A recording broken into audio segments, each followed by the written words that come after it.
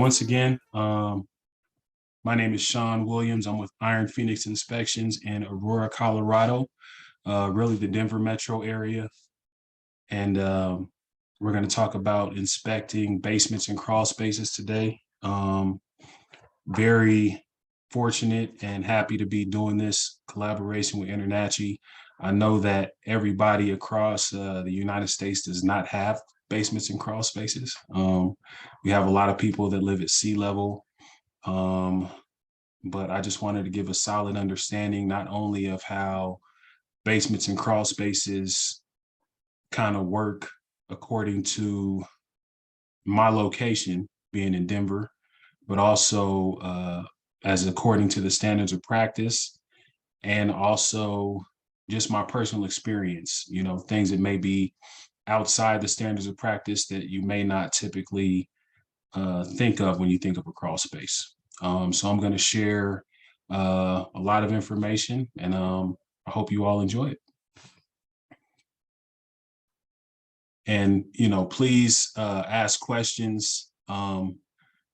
However, I may answer more at the end. So here we go. So these are the standards of practice as they apply to crawl spaces. I kind of color coded some different areas here. What the inspector shall inspect, being the foundation, basement, crawl space, structural components, what should be described. So what should be described during the inspection would be the type of foundation, the location of access to the underfloor space. So sometimes a crawl space will have an exterior hatch. Sometimes there's a hatch door that's located in the basement if it's combination basement and crawl space. What the inspector shall report as in need of correction. So indications of wood in contact or near soil, observed indications of active water penetration, observed indications of possible foundation movement, such as cracks and what have you, any observed cutting, notching, or boring of framing members. These are all important things to report as in need of correction for protection of your client. And things that we're not required to do. Enter any crawl space that's not safe. Some of them, I often tell my clients I liken crawl spaces to hotels. Sometimes you have something that's like the Four Seasons. Sometimes it's more like a Motel 6. Sometimes you think Stephen King's It is going to live down there and come and get you. So you kind of want to balance what you're going to do as far as how you enter crawl spaces. PPE is really important when you enter a crawl space, and I'll definitely touch on that later. You're not required to move stored items or debris, operate sump pumps without accessible floats, identify the sizing, spacing spans. That's more of a code thing, and codes change. So we don't really necessarily know the span of, what joists were in 1942. So these are things that we're not necessarily required to do. You don't have to provide any engineering or report the adequacy of components. But it's good to, recommend engineers or recommend that those items are checked over. So I do have a lot of pictures here and a lot of dialogue to kind of go along with some of this information. So these are walls. The first one here is a wall with the horizontal crack that appears to be heaving. And this is in a crawl space. They did have some items that were kind of hiding portions of this wall. And I moved a few items for that reason. But that's something that you would definitely want to recommend a structural engineer to check out. I've seen a lot of horizontal cracks in my days. And, this is kind of more of like a mid-range home. This is like the 70s or 80s. It's actually a tri-level. And there was a crawl space located there. So this wall actually buds up to the garage. So the garage floor was kind of sinking a little bit. And I believe water was kind of seeping down in there, causing some of that to happen. Now, once again, not being a structural engineer, I see the defect and I say, hey, you want to get somebody to check it out. But I still do look at all those symptoms and report accordingly. The picture directly below that, you see with this insulation and the water on the floor, this is actually a new build that I did just last week. So with that being said, you know, I did kind of remove some insulation at the top sill place. I didn't see any moisture there. But I can't remove all of this insulation that's at these foundation walls. So it looks like an indication of moisture. And according to the standards of practice, we have to report that. We have to say, hey, it looks like there could be a wall leak. This was actually a day where there was snow on the ground. It made me think that perhaps, somehow there's a leak at this brand new wall. I came to find out that, some construction people just weren't doing some of the best things with their water bottles. They might have just stuck some behind the insulation or something like that. But that's not my call to make. I definitely made sure that it was reported and they had somebody check that out. At least my clients did. So these other two pictures here on the right, what we have here, this is at the exterior foundation wall just coming apart, and then, just really bad heaving, cracked all the way through the foundation. And, one thing about Colorado, we have expansive soils, and there are different parts of town that are just known for houses that just have really bad structural defects like this. This is a part of town in Aurora called Hoffman Heights. And in this crawl space, just about every wall probably had a crack that was like this or worse, literal chunks looking like they're missing out of the wall. But, we just want to recommend a structural engineer to check it out. And expansive soils can do things like that. I'll kind of speak more to expansive soils when we get to the floor section of this presentation, but it has wreaked havoc on a lot of walls in that part of town here. And here we are at floors. So, on the left bottom part here, we have a floor from a house that was built in like the 60s. And you can see that it's kind of cracked there and it's kind of settled there a little bit.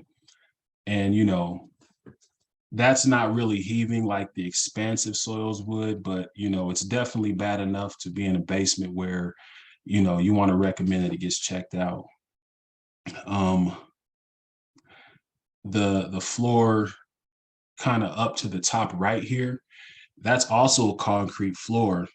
So since we have such bad expansive soils here in Colorado, the way that they construct a lot of things now is they actually dig all the way down to the bedrock and put houses on caissons. And if you have a concrete floor in your basement, a lot of times there's access panels in the concrete floor.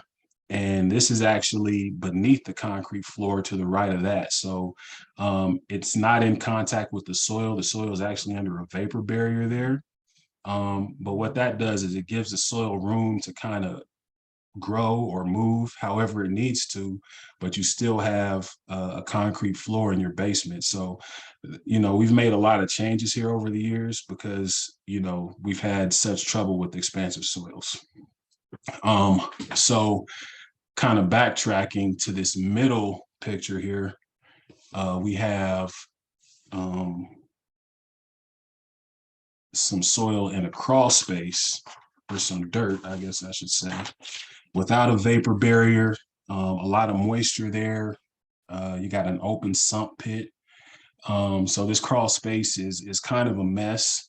The walls weren't terrible, but as we move on to the next slide here, this is actually the columns and piers. And this is a column from that same crawl space. So this is kind of one of those crawl spaces where you think Stephen King's It is going to get you.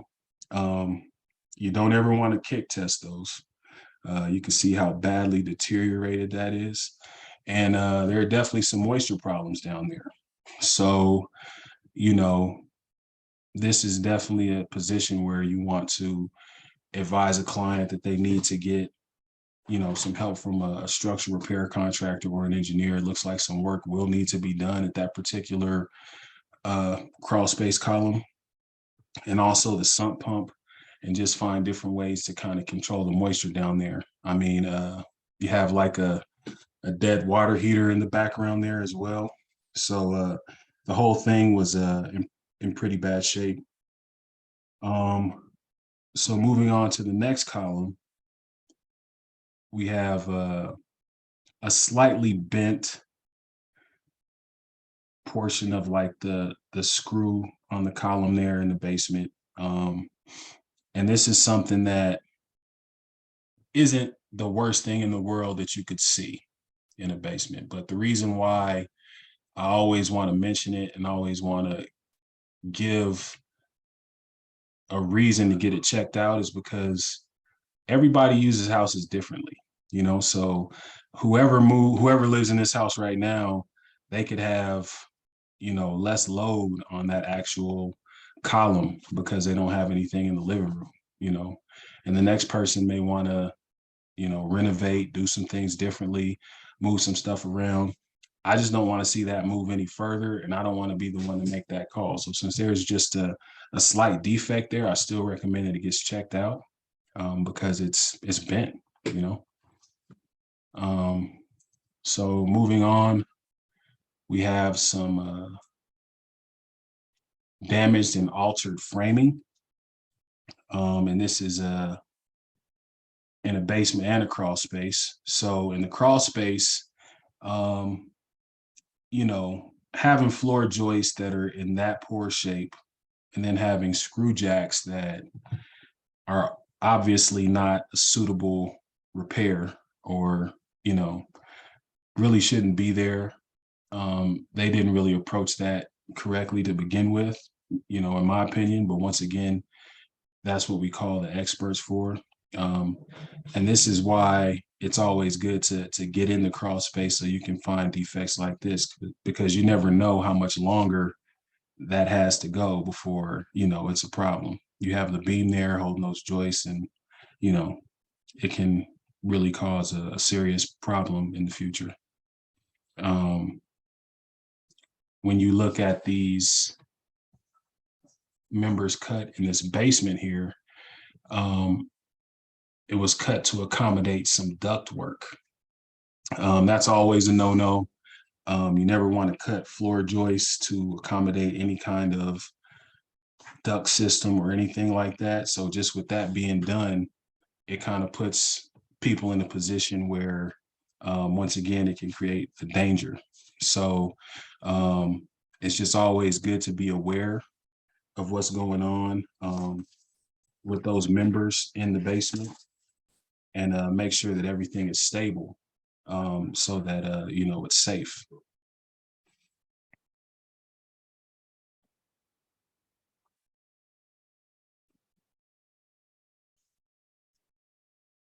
So another portion of this of the basement here, this is actually in a window well.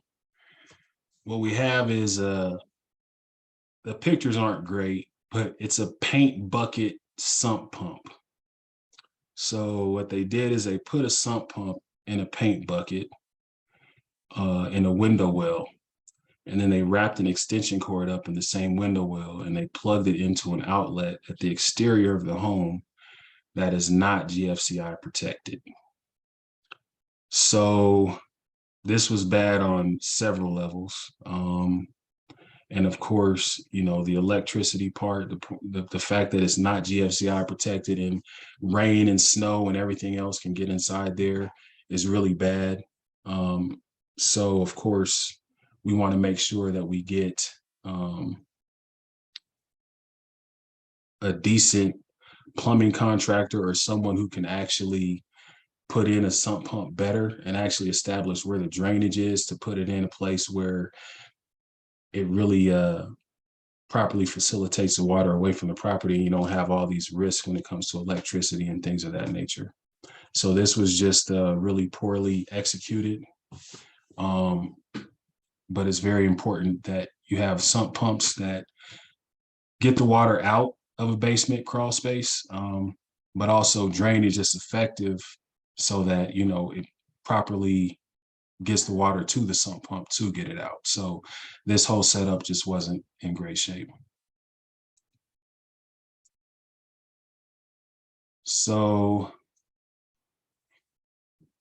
thermal imaging, I got a couple pictures here. This is actually from a basement that had some pretty bad moisture intrusion that was caused from a leaking window well. And this was in a finished basement. Of course, whenever you have moisture that's detected with the thermal imaging camera, you always want to confirm it with the moisture meter. But I mean, this was just really bad. It kind of soaked all the walls, the carpet, everything like that. And it's best to document that and really kind of give the client the best information that you can. And we're a lot more pictures, both thermal and also just regular pictures with moisture.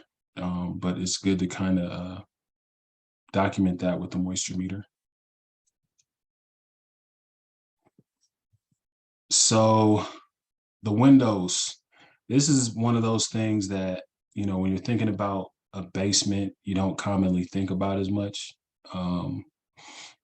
But in this particular basement, you know, the window wells, when they come in contact with the rebar for the concrete of the home, it can actually create some electrolysis, which causes the window wells to rust and deteriorate.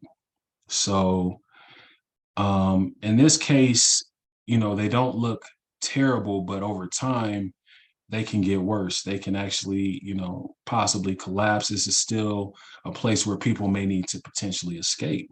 So this is something to call out, to just give people that information, to let them know that there's electrolysis at this particular place, or that there's deterioration. Electrolysis is just kind of more informational, just kind of let them know how it takes place. But the deterioration is really what's important. And we just don't want those things to rot out, because we want to make sure that the window wells are used for their intended use, and that they actually can survive and, you know, make it to the time, or actually survive in order for someone else to survive if they have to.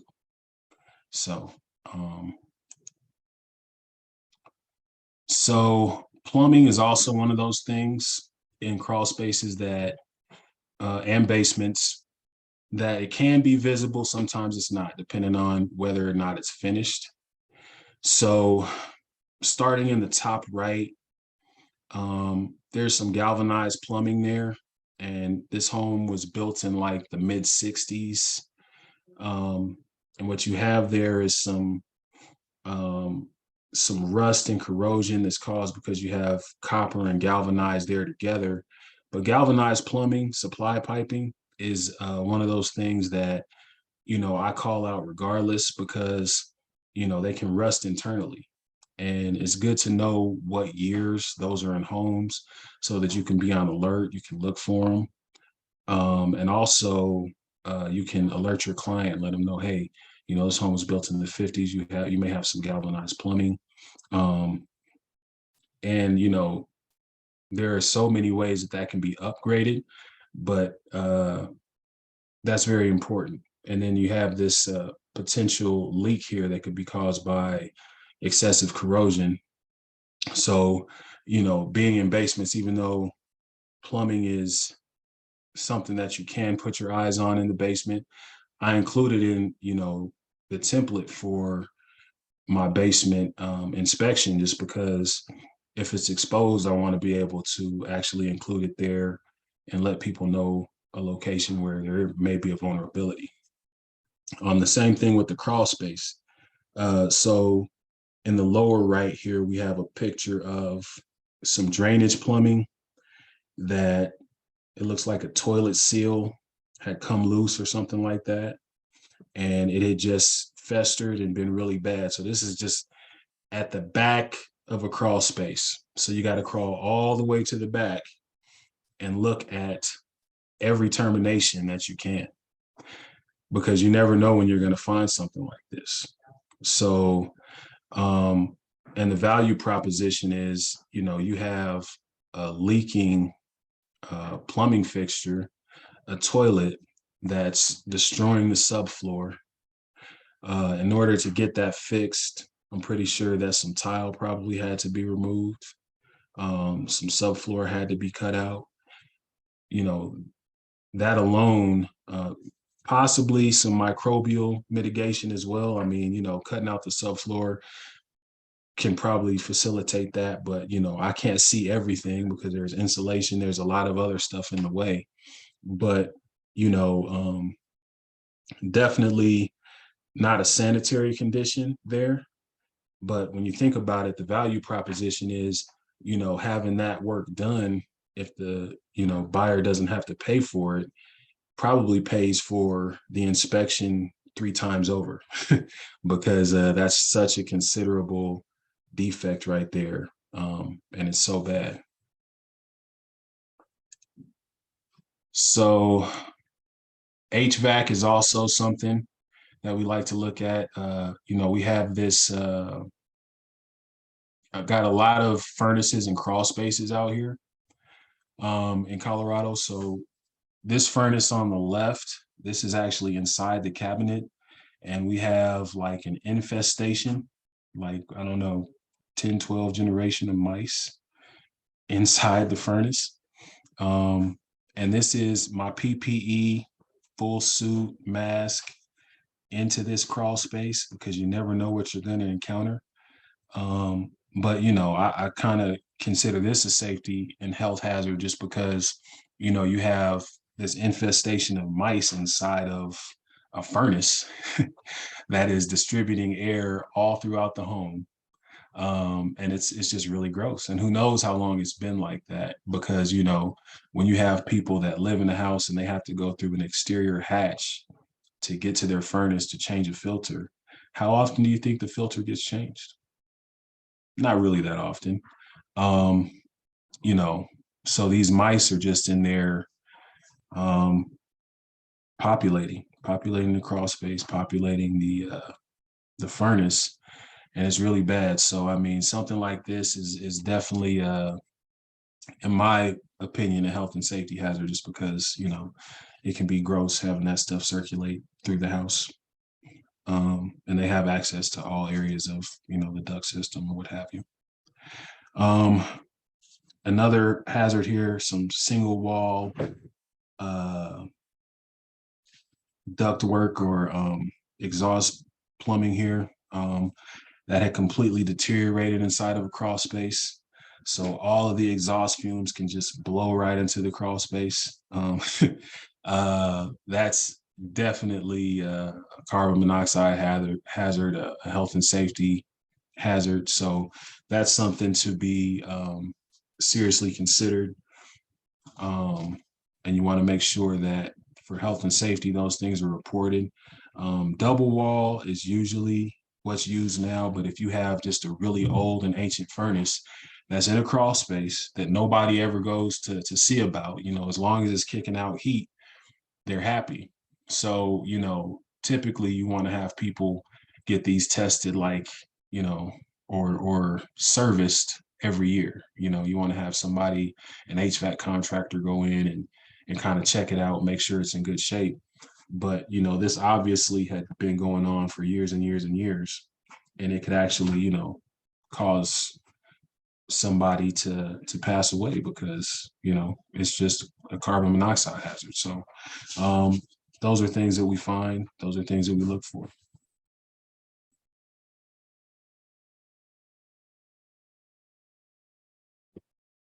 So electrical is another big thing that you can find in basements exclusively, or crawl spaces as well. I mean, a lot of loose wires, open junction boxes, things of that nature, wires outside of junction boxes. So it's always good to make sure that that is addressed and that people are healthy and safe. This sub panel on the right actually is a pretty crazy story. I went to a home and you have this board that's really loose, and you have these service entrance conductors coming from the main panel, and the breaker was on in the main panel box, and you have all these wires cut at the top.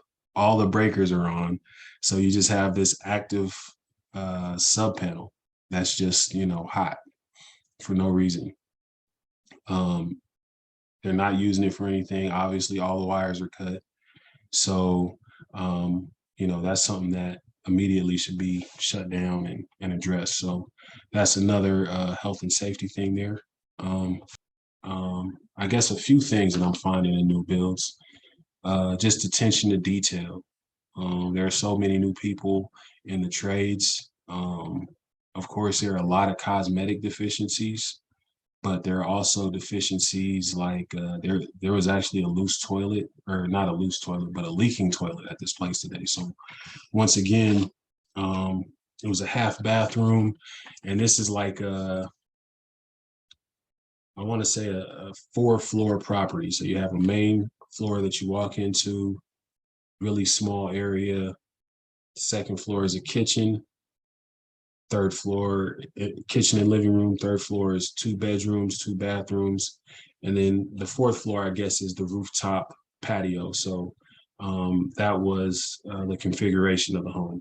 But from the 2nd floor, where the kitchen is, there's a half bathroom, and that's where the leak takes place. So that could happen right over the garage due to the configuration. And that can actually cause, something really bad, much like the thing that we saw in the crawl space there. You let that moisture fester, it can create mold, things of that nature. So that's something that's really important to address. Lack of insulation in a crawl space or in a rim joist of a basement. I do mention lack of insulation in certain instances, especially when it can be if there's plumbing, if there's also HVAC systems, ductwork, things like that. But it really just depends on, the configuration. What about post and pier type of subfloor? Talk about this type of construction. This type of construction where I live. So post and pier type, pretty much inside of a crawl space. And then you'll have like a beam that's holding up the joist there. Really kind of like those posts that we saw in the crawl space that were deteriorating. It's good to kind of make sure you have your eye on those. I mean, what kind of materials are you typically seeing those posts are made out of? Because that's also a contributing factor. You don't want any wood in contact with anything, but it depends on the age of the home. I don't really see a lot of wood posts out here. So do you see mostly crawl space and basements?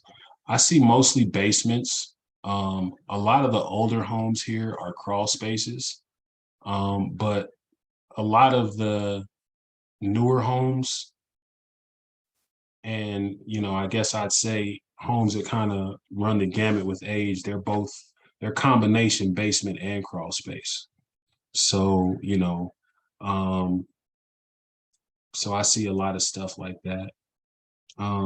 Recommendation for expecting for proper lighting cans with blown-in insulation.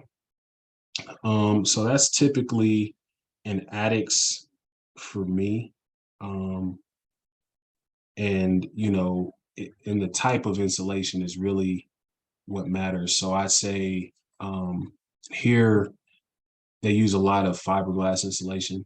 So fiberglass is not typically flammable. So yeah, the can lights, I mean, if it's cellulose or anything like that, then I definitely want to see something that's protecting those lights so that we don't have anything that could be a fire hazard. Very common to see crawl space for additions in Maine. Um, Full basements. Yeah, so I wouldn't have considered Maine to be um, as deep, I guess I should say. uh, Here we're the Mile High City, so I mean, you know, we can dig really far. Um, but that's pretty cool. They have full basements there. A lot of full spray foam insulation in crawl spaces. I don't commonly see that. A lot of time it's just you know, the covered bat insulation, kind of like I showed on the wall in the basement. So, and newer construction, you know, they use the bat insulation with you know, covering over it, pretty much in all basements and crawl spaces. So it's really hard to see the actual foundation wall, um, but it is, you know, well insulated. You know, Brooke, for that particular question, I am not 100% sure. I may have to refer to my code book, and I do have one. Yeah, so going back to a property, if I point something out and the structural engineer is going to be present, I do like to go back. So Jay Otis asked, do you try to go back to a property if a structural engineer is going to come inspect something you point out? Absolutely. I always like to be present if I can, because yeah, I learn a lot, and that's what he said too. You learn so much from a structural engineer when they come out, and they're a wealth of information. So if you ever have a chance, I definitely recommend that you go out and learn from a structural engineer, especially when it comes to things like being in the parts of town that I told you about. You know, they could actually tell you more areas that kind of suffer the same kind of deficiencies. And, you know, kind of like I mentioned, like here being in Colorado, we have expansive soils. It makes me wonder how the soils are in Maine or in Hawaii and things like that.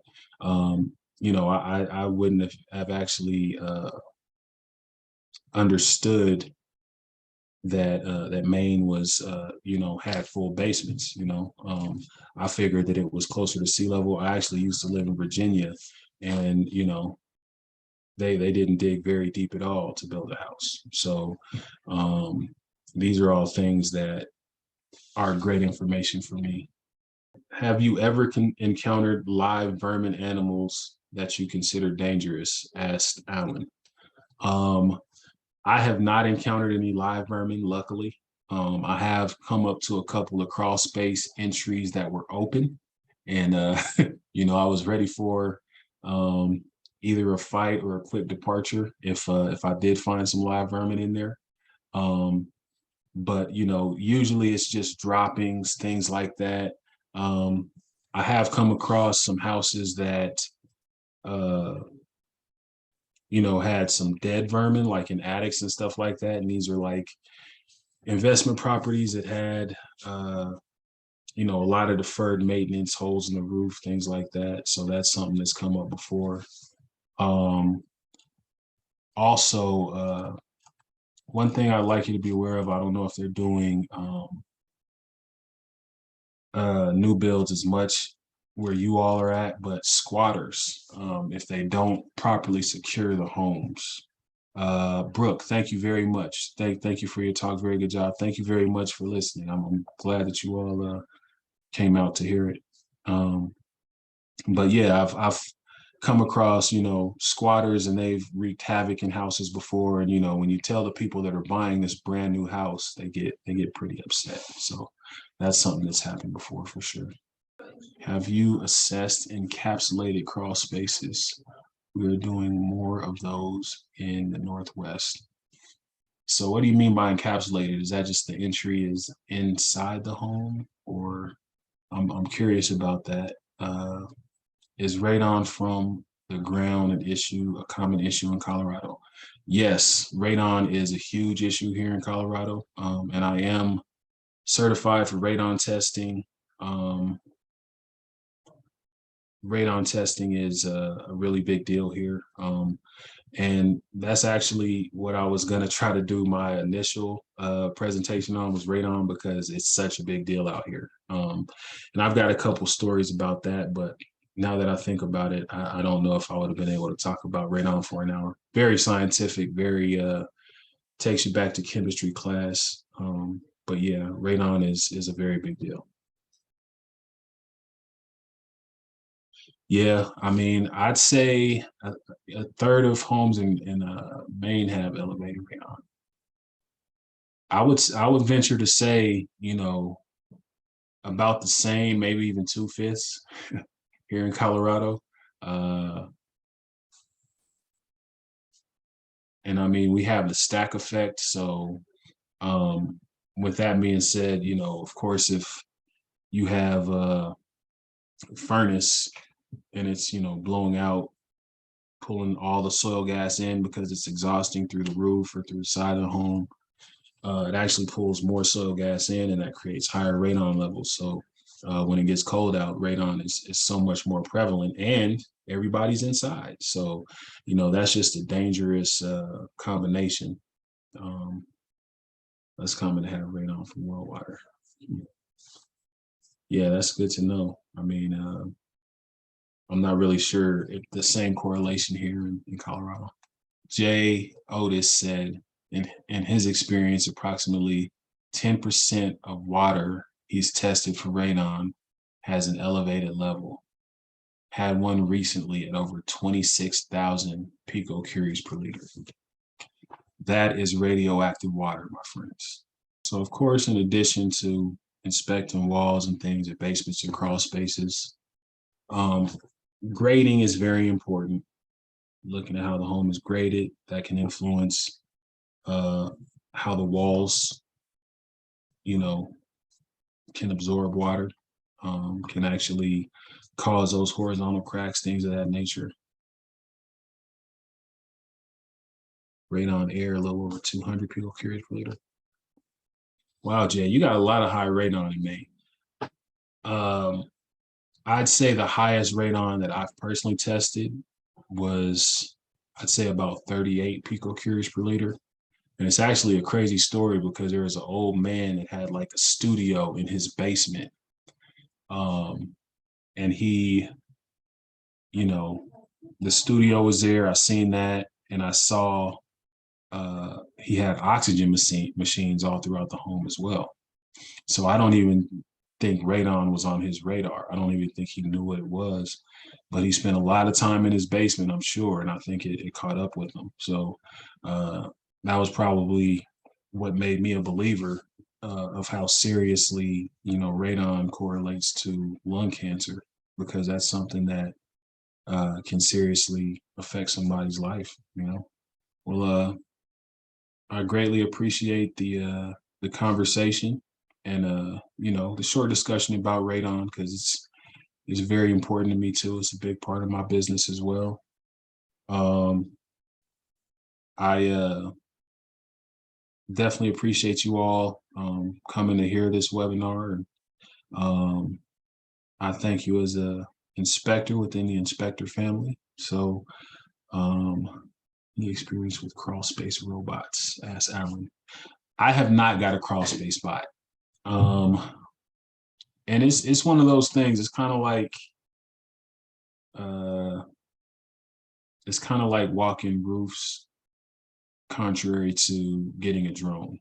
I like to walk them as much as I can, but in a crawl space, I feel like there are even finer points, because I still want to open up that the furnace. You have to definitely open the cabinet, do all those things. And they have just a lot of HVAC systems and crawl spaces here. And we're actually going to hit on Thursday, I think, negative 17 degrees here in Colorado.